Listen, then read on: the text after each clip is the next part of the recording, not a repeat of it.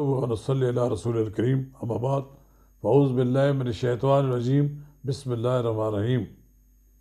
अस्सलाम वालेकुम। अगर आपने मेरा यूट्यूब चैनल सब्सक्राइब नहीं किया तो बराए करम इसे सब्सक्राइब कर दें ताकि जब हम वीडियो लोड करें तो सबसे पहले आपके पास पहुँचे। नाज़रीन किराम, आज 10 मार्च है, 2021 की 10 मार्च है।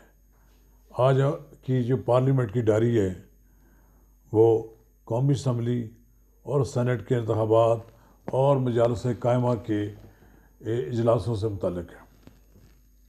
जैसा कि ये बात किसी से ढकी छुपी नहीं कि स्पीकर कौमी असम्बली का इजलास की कार्रवाई खुश उसलूबी से चलाने में नाकाम हो गए।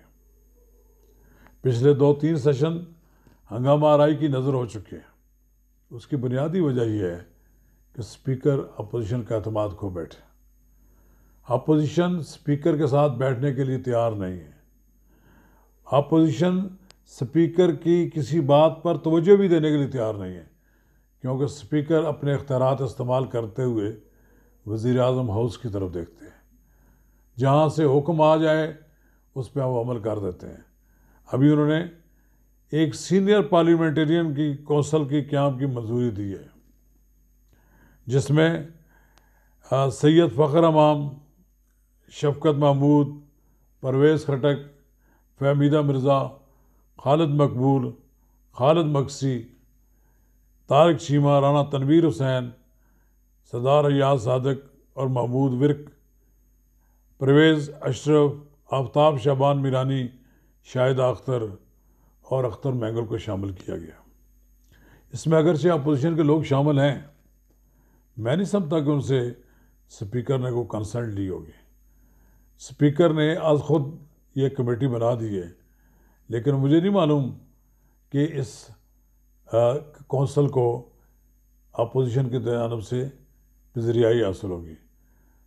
और ये स्पीकर की ये कोशिश भी नाकाम होगी जब तक स्पीकर के पास जो इख्तियार है प्रोडक्शन आर्डर का, जब तक वो मियाँ शहबाज शरीफ, ख्वाजा आसिफ और सैयद खुर्शीद शाह का प्रोडक्शन आर्डर जारी करके उनको असम्बली में नहीं बुलाते और फिर अपोजिशन को ईवान में बात करने का मौका नहीं देते, उस वक़्त तक मैं नहीं समझता कि हुकूमत और अपोजिशन जो है स्पीकर की किसी बात को कबूल करने के लिए तैयार हो जाए। इसलिए मैं ये समझता हूँ कि उनकी ये कोशिश भी रायगां जाएगी और एक बार फिर उन्हें शर्मिंदगी का सामना करना पड़ेगा। उन्हें चाहिए कि ये अनाउंसमेंट जो की उन्होंने, इससे पहले वो अपोजिशन को एतमाद में ले लें। इस तरह की वो बहुत सी बातें करते रहते हैं, लेकिन ये सारी बातों का कोई फ़ायदा नहीं होगा। बहरहाल नाज़रीन, ईवान बाला की मजलिस कायमा बराए इत्तलात व नशियात का भी एक इजलास हुआ है, जिसमें पाबंदी के बावजूद भारतीय स्पोर्ट्स चैनल का मवाद दिखाने का मामला ज़ेर समात आया। मजालिस कायमा की 27 रिपोर्टें पेश की गई और ये बताया गया, एक रुकन ने कहा कि मुझे इस माफिया ने सेनेट की मजलिस कायमा बराए सेहत से निकाला। सेहत के शोबे में बहुत बड़ा माफिया है। उन्होंने कहा कि ये सेनेटर मियाँ अतीक ने कहा शिकवा किया है कि मैं 5000 अद्वियात की कीमतों को कम करना चाहता था। वज़ीर आज़म को बदनाम करने की कोशिश की गई, लेकिन अद्वियात की कीमतों में इजाफा किया गया। तो इसका मतलब ये हुआ कि मियाँ अतीक को उस कमेटी से निकलवा दिया गया। इसी तरह कौमी असम्बली की मजलिस कायमा बराए तवानाई पेट्रोलियम का भी इजलास हुआ, जिसमें तवानाई में अपोजिशन अरकान गैस स्कीमों की अदम तकमील और गैर मुंतखब अफराद की जानब से स्कीमों का इफ्ताह किए जाने पर फट पड़े। कमेटी का गैस स्कीमों से मुतल्लिक मामले पर ज़ैली कमेटी बनाने का फैसला। और ये बात कही गई है कि हमारे हलकों में गैर मुंतखब लोगों का स्कीमों का इफ्तिताह बायस शर्म बात है। गैर मुंतखब लोगों की बिल्कुल मुदाखलत नहीं होनी चाहिए। कहने का मकसद ये है कि मौजूदा हुकूमत में जो गैर मुंतखब लोग शामिल हैं वो जगह जगह स्कीमों का इफ्तिताह करें और वहाँ पर मुंतखब नुमाइंदों को नज़रअंदाज किया जा रहा है।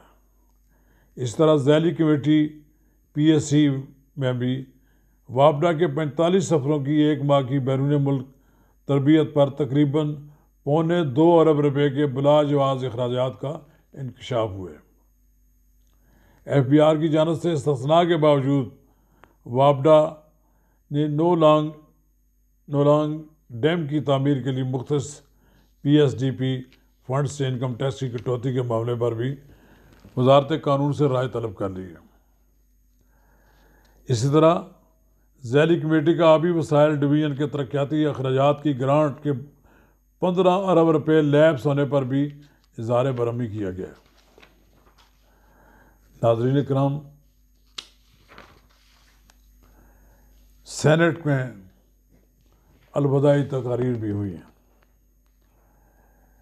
सेनेट का अलविदाई इजलास आज हुआ है जिसमें जमहूरियत के फ़रोग़, पाकिस्तान की मजबूती के लिए सबको एक होने का ऐद किया गया और ये बात कही गई कि अगर 18वीं तरमीम को छेड़ा गया तो हालात ख़राब हो जाएंगे।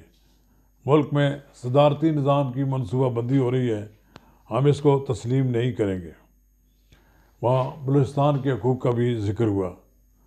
मैं समझता हूँ ये बड़ी हद तक ऐसी तकारीर हैं जिसमें सेनेटर मीर कबीर मोहम्मद शही, सेनेटर जहांज़ेब जमाल दीनी, सेनेटर उस्मान खान काकड़, सेनेटर आयशा रज़ा फारूक और सेनेटर औरंगज़ेब का ख़िताब हुआ है।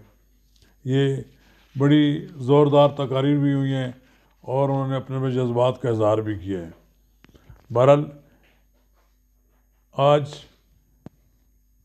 पाकिस्तान मुस्लिम लीग नून के एक कानूनदान रुकन कौमी असम्बली मोहसिन नवाज़ राजा ने भी एक प्रेस कॉन्फ्रेंस की है और उन्होंने बाबर अवान साहब की जानब से, जो कि मशीर बराए पार्लिमानी अमूर हैं, की जानब से असम्बली में बिल पेश करने पर तनकीद की और कहा कि वो तौहीन अदालत के मुर्तकिब हो रहे हैं क्योंकि इस्लामाबाद की हाई कोर्ट फैसला दे चुकी है कि मशीर या मावन खुसूसी इंचार्ज वज़ीर के इख्तियारात इस्तेमाल नहीं कर सकते। हुकूमत के लिए ये भी एक मुश्किल सूरत हाल पैदा हो रही है।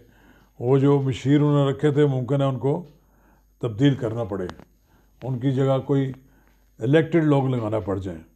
कौमी असम्बली की पार्लियामेंट्री कमेटी ने भी आइंदा इजलास में वज़ीर कानून, मशीर वज़ीर आज़म और इलेक्शन कमीशन हुकाम को तलब कर रही है। ये कमेटी का इंतखाबात तरमीमी बिल 2020 पर गौर किया गया। कमेटी की राय पर मुहर्रिक ने बिल वापस ले लिया। कमेटी ने बिल के एजेंडे पर ब्रीफिंग आइंदा इजलास तक मुलतवी कर दी। नाज़रीन कराम, कौमी असम्बली का इजलास तो मुनक़्क़द ही नहीं हो रहा। 12 मार्च को चेयरमैन सेनेट का इंतखाब हो रहा है। पार्लियामेंट हाउस सियासी सरगर्मियों का मरकज़ बना हुआ है, चहल पहल है, जोड़ तोड़ जारी है। बहरहाल आज की पार्लियामेंट की डायरी हम इस बात पर ख़त्म करते हैं कि जब तक स्पीकर कौमी असम्बली अपने आप को स्पीकर नहीं साबित करेंगे उस वक़्त तक वो कौमी असम्बली का इजलास खुश उसलूबी से नहीं चला पाएंगे। शुक्रिया।